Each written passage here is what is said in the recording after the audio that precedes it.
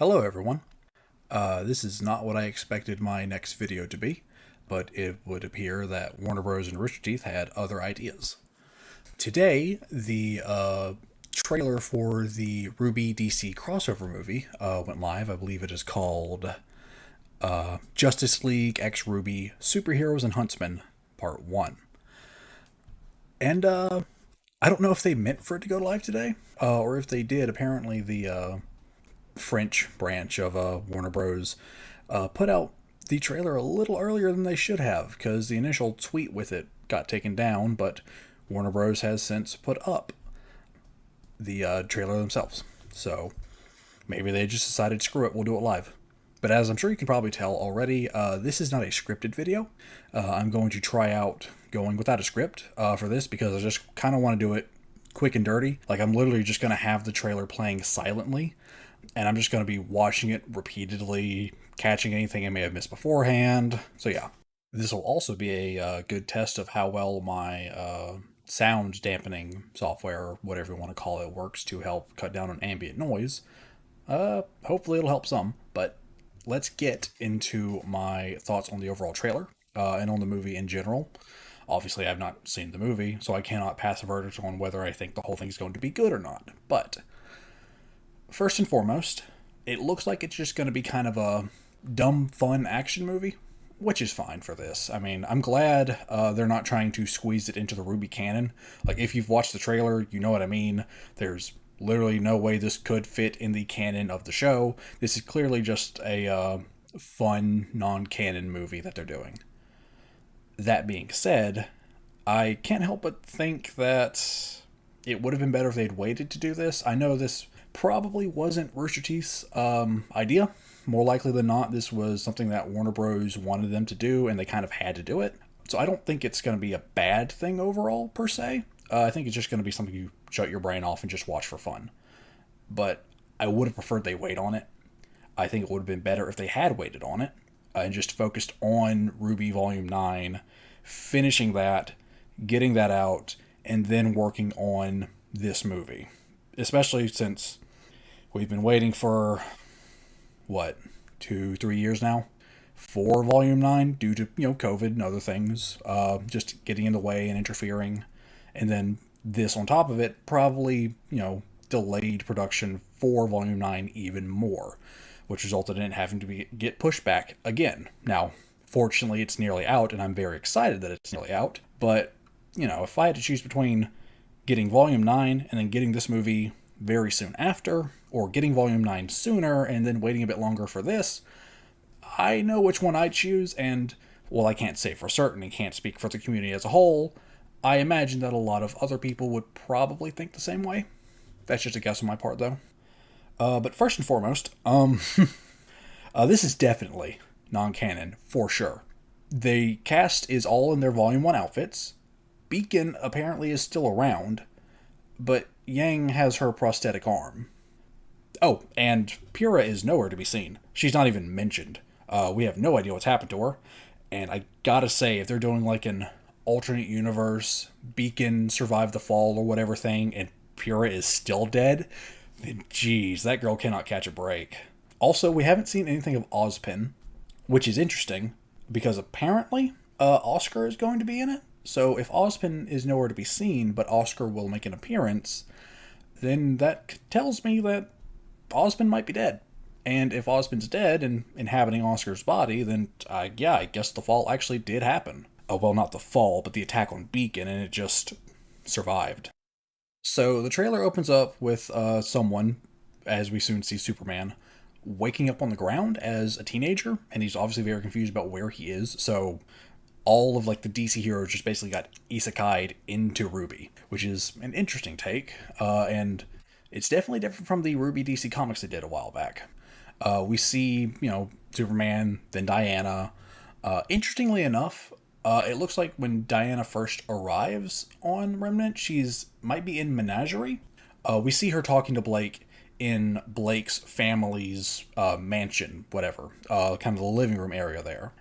And so it seems that this might start with Blake in Menagerie, Weiss in Atlas, because we see Weiss and who is Batman in like her mansion, and then we have Ruby and Yang in a forested area fighting Grimm, and I'm guessing they might be on Patch.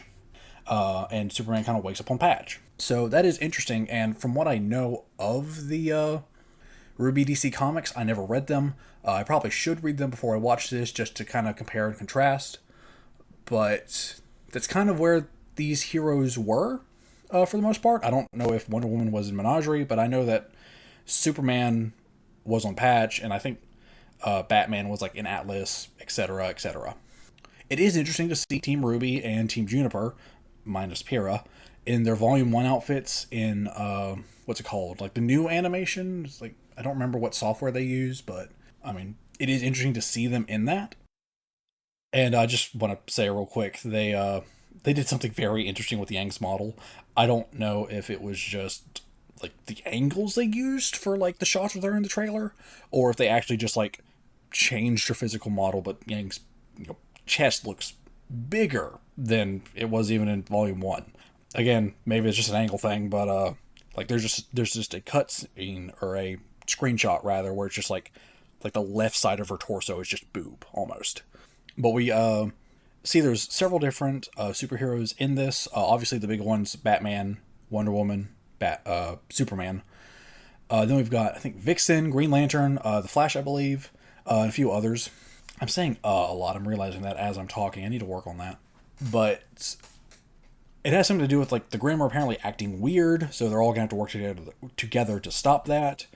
Maybe Salem will be the big bad in this as well, because we do see a Seer Grimm at one point, and like Jean like does this like flying leap at it, and my boy, no, don't do that. That like, that whole little scene with Jean just kind of looks a little derpy. So maybe Salem's in this, maybe she isn't. We haven't even seen Ozpin, so I don't know. Maybe they're just keeping it under wraps, or maybe she will wind up being the big bad of it. Either way, though, like I said, this isn't going to be canon in any shape or form, and I think that's for the best. This is just going to be for fun.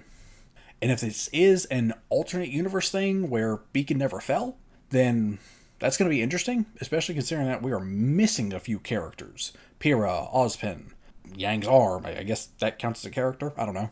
So, like, did the fall happen, and, like, it was almost kind of the worst outcome, but somehow they still survived? I'm not really sure on that. I gotta say, like, apparently Pyrrha is in this to some capacity, because apparently Jen Brown is credited as voicing Pyrrha in it, which, again, makes it weird that we haven't seen Pyrrha. Maybe they're just keeping her under wraps, but, again, like, there's not even been a mention of her, so that kind of makes me wonder if Pyrrha isn't still dead, in which case, oof, geez. Poor girl cannot catch a break at all. But what else? Oh, Superman has a hammer for some reason. I guess he doesn't have his super strength anymore, but he does still have his laser eyes. So it'll be interesting to see what powers do and don't work on Redmond. I imagine to kind of keep things fairly balanced, they probably had to scale down Superman's powers, because otherwise every fight would just be a complete cakewalk, no problem. But we do see like this fight scene in a forest with all these different characters. We've got like the DC heroes. We've also got Ren, Jean, and Nora, all of Team Ruby, like all fighting these Grimm, riding bikes and such. So, yeah, it's going to be interesting. Like I said before, I think I would have rather have waited to see this and gotten Volume 9 sooner, but, I mean, you know, that's just me, and it's not like we can do much about it now. I don't want to focus on this too much, because Volume 9 is about to come out, and I really want to focus on Volume 9 here. After Volume 9 is over, and we get the trailer, I will put out a proper, structured, scripted review for it. But for the time being, I just want to focus on Volume 9. I just want to talk about this because it came out today. So, yeah. Not much else to say.